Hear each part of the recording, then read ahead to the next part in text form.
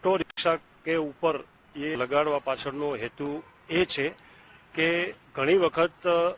રિક્ષામાં મુસાફરી કરતા પેસેન્જરોનો મોબાઈલ લૂંટી લેવામાં આવે, ચેન સ્નેચિંગ થાય, મારવામાં આવે.